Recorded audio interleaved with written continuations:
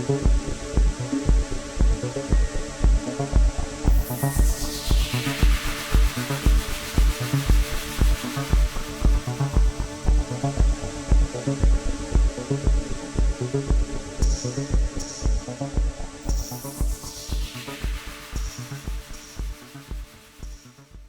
ago, we launched a great national effort to rebuild our country, to renew its spirit, and to restore the allegiance of this government to its citizens. In short, we embarked on a mission to make America great again for all Americans.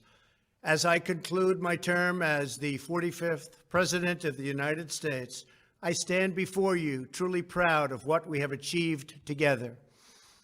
We did what we came here to do, and so much more.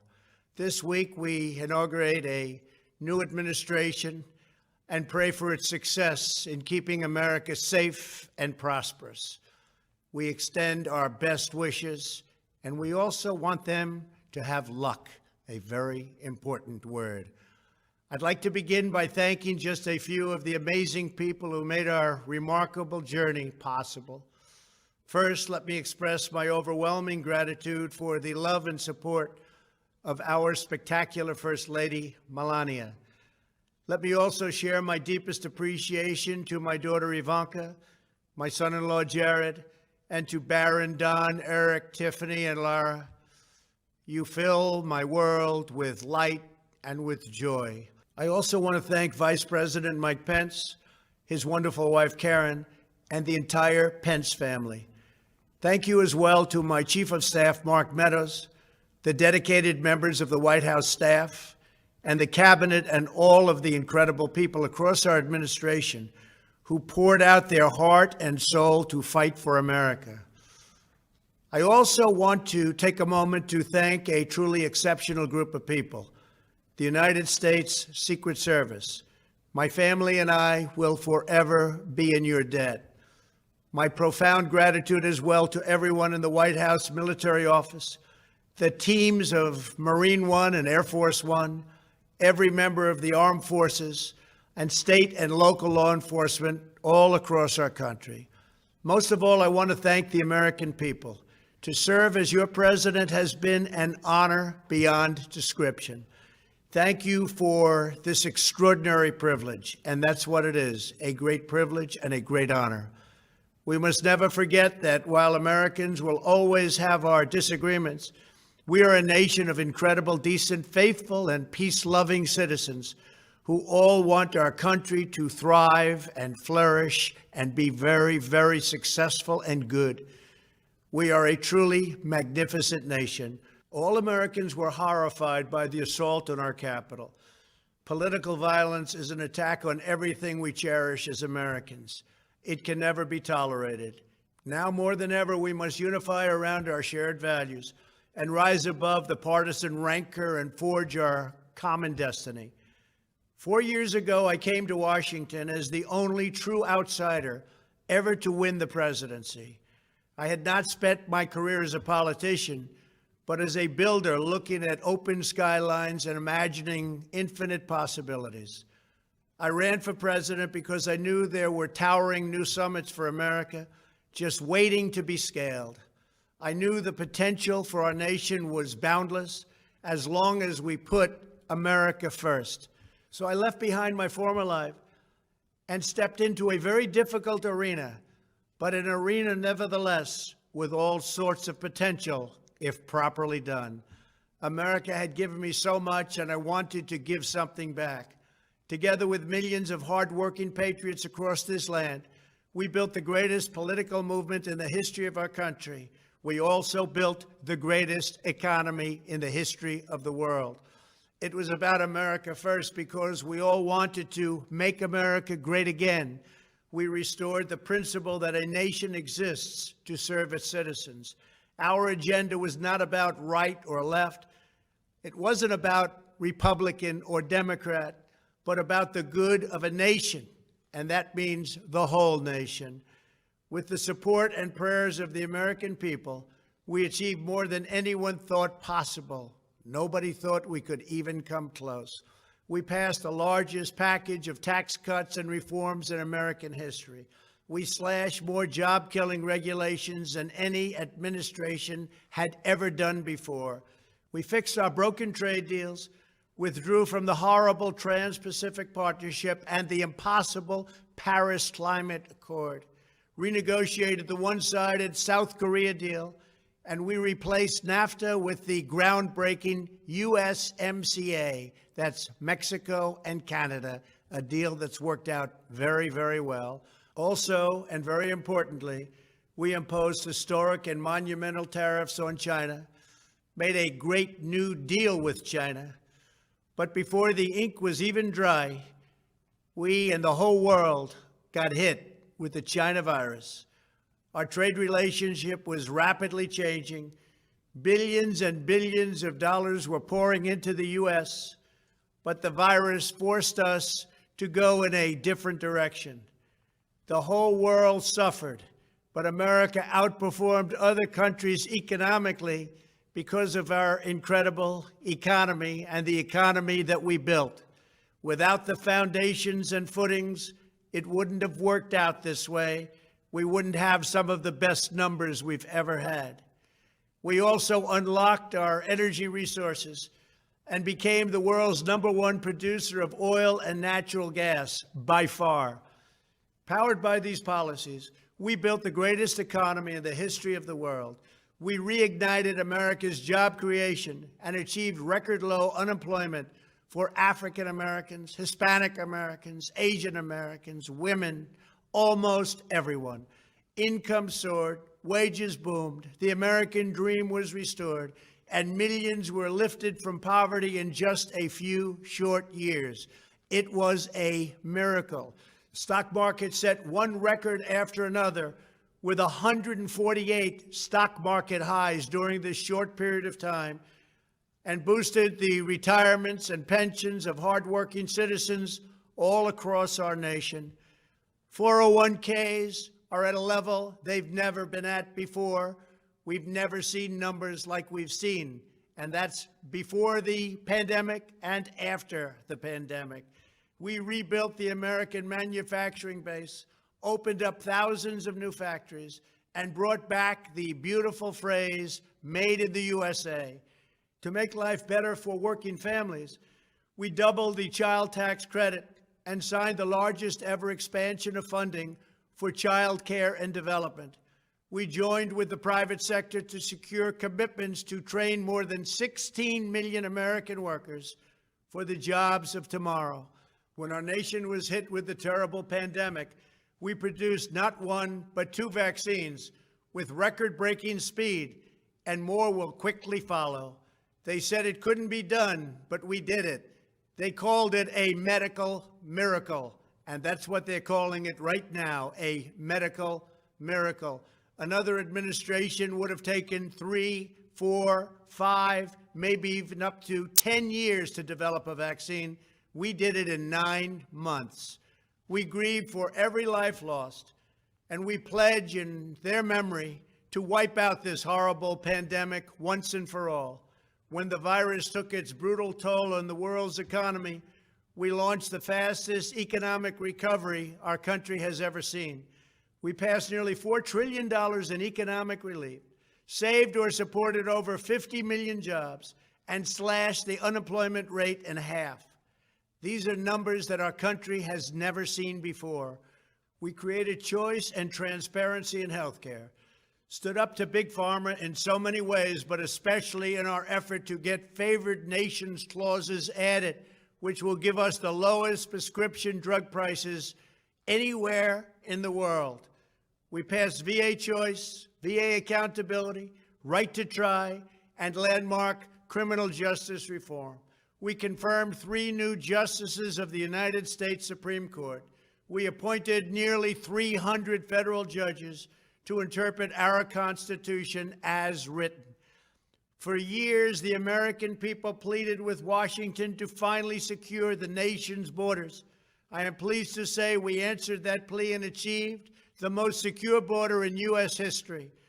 We have given our brave border agents and heroic ICE officers the tools they need to do their jobs better than they have ever done before, and to enforce our laws and keep America safe. We proudly leave the next administration with the strongest and most robust border security measures ever put into place.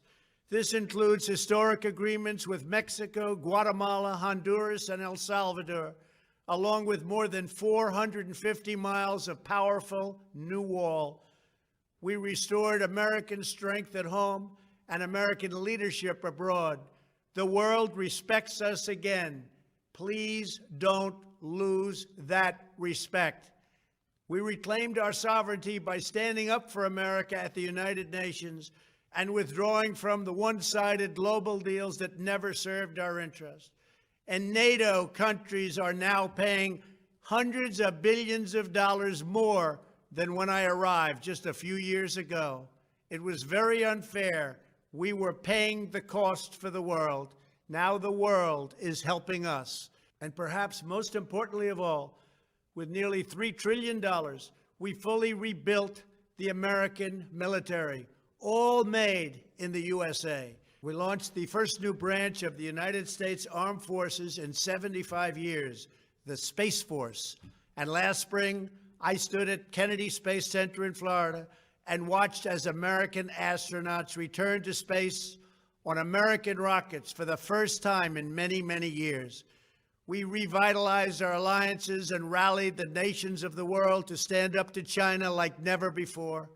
We obliterated the ISIS caliphate and ended the wretched life of its founder and leader, al-Baghdadi. We stood up to the oppressive Iranian regime and killed the world's top terrorist, Iranian butcher Qasem Soleimani. We recognized Jerusalem as the capital of Israel and recognized Israeli sovereignty over the Golan Heights.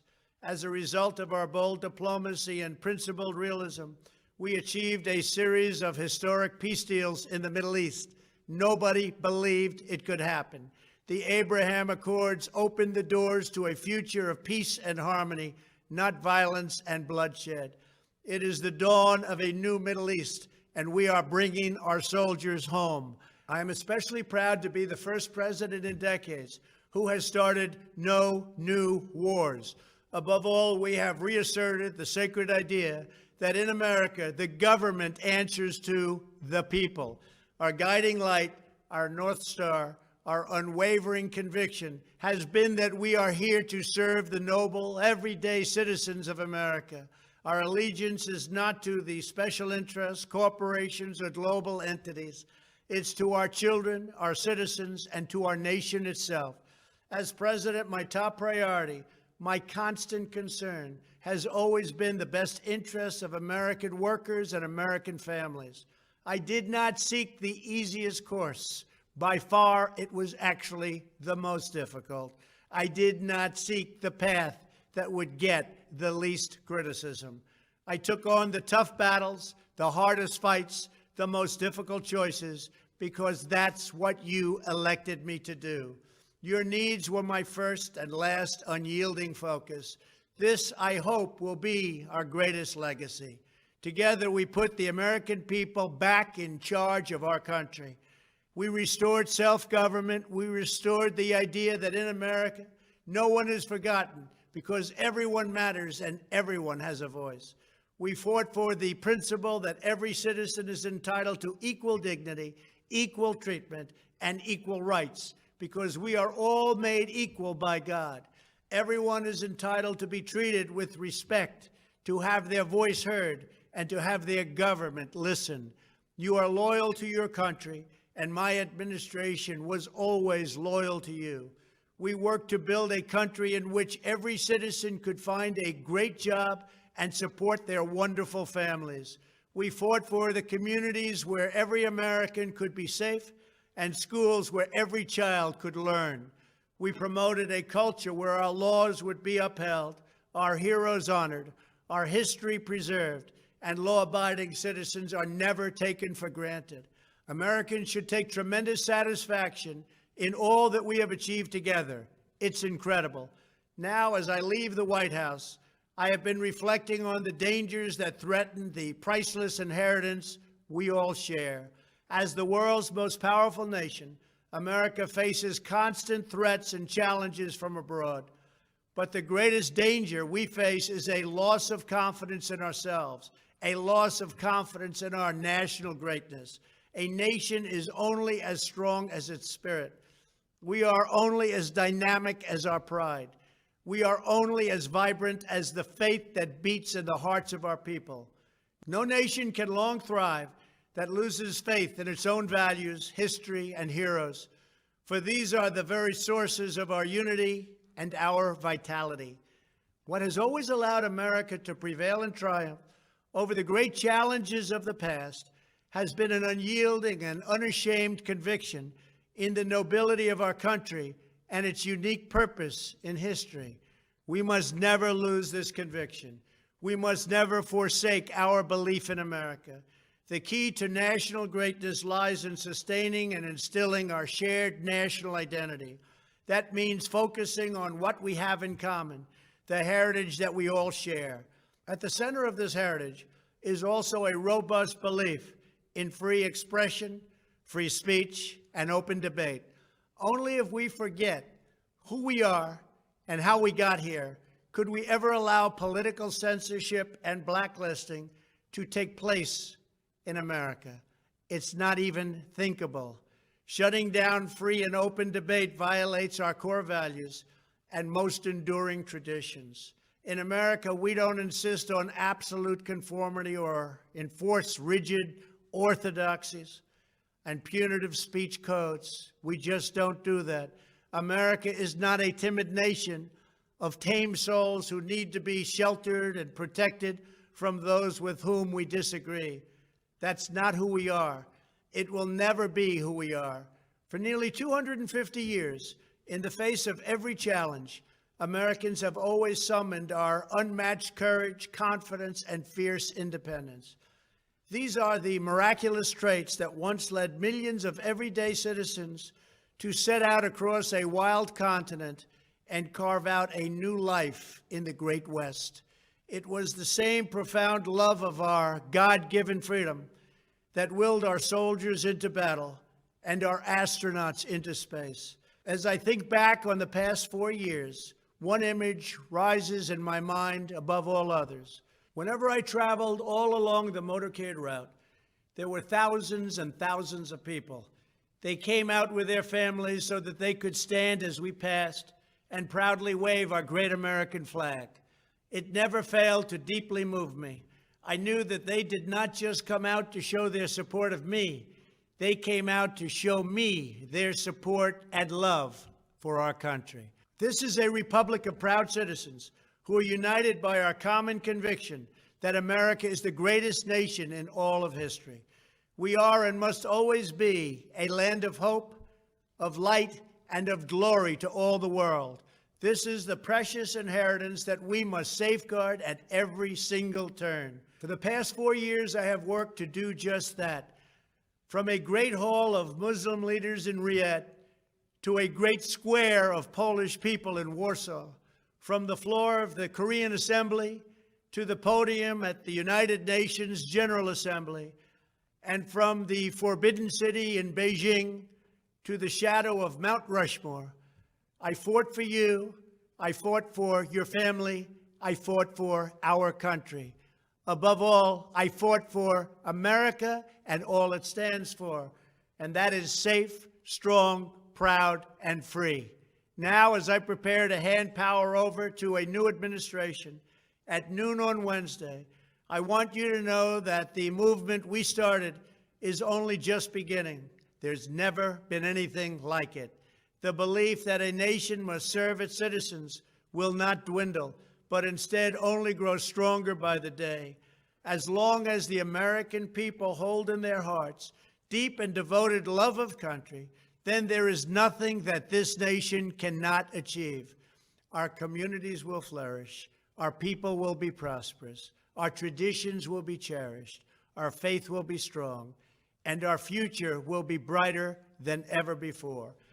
I go from this majestic place with a loyal and joyful heart, an optimistic spirit, and a supreme confidence that for our country and for our children, the best is yet to come. Thank you and farewell. God bless you. God bless the United States of America.